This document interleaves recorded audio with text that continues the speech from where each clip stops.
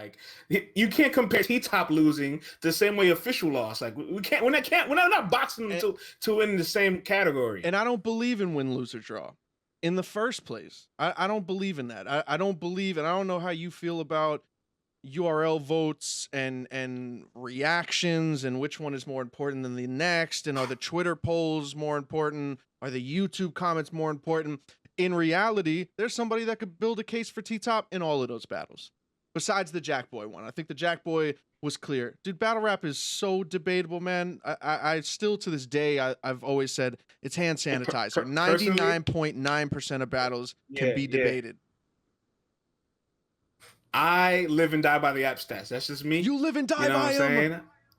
You know what I'm saying? No. I live and die by it mainly because of a few reasons, but biggest one is that this is where your content lives. The people that are voting are paid Patreon supporters. This isn't your eggshell account.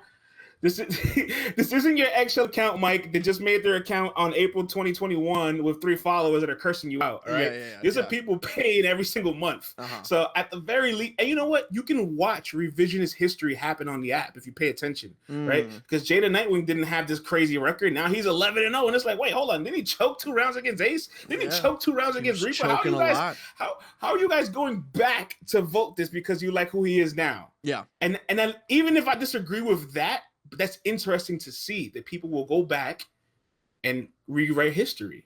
Yeah, no, I think that's dope. I feel like at the end of the day, as far as like my battles are concerned, whatever I'm comfortable with is what I'm comfortable with at the end of the day.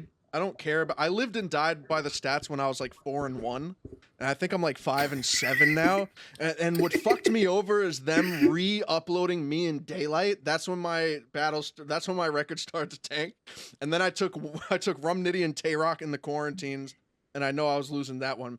But I look at it this from a battler's perspective, right? I can go on Mike P versus Real Sick, and I see that the reactions are 70,000 to 71,000. I'm like, all right, cool. So, most of the people reacted the same way. And I see the votes and it says Real Sick 1,000, Mike P 650, something like that.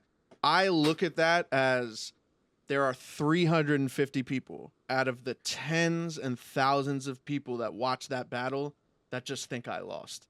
So while I think there is validity to it, I think it's more for those well-paying people, for those core fans that buy the subscription, and that's for them to argue with. You know what I'm saying? But I feel like when I look at it at face value, it's like it's just a couple hundred people this side or that side, or 500 people on this side or that side. Like, I'm sure you stream on Caffeine, or like you'll see if a comment gets upvoted and it has 20 likes, there's a chance that there's 700 people watching. You know what I'm saying? Not everybody is voting. And that's what I think. Even the votes for when people are voting for battles in the Caffeine chat, man, if it's like 5,000 votes, dude, there's like 250,000 people watching the battle that aren't hitting that vote button. So it's like, where are their opinion? You know what I mean? Like there's nothing on paper for them that you could put other than the conversations that they probably have to themselves. But I guess the public conversations is for the hardcore motherfuckers, right? The people that are just diehard fucking fans.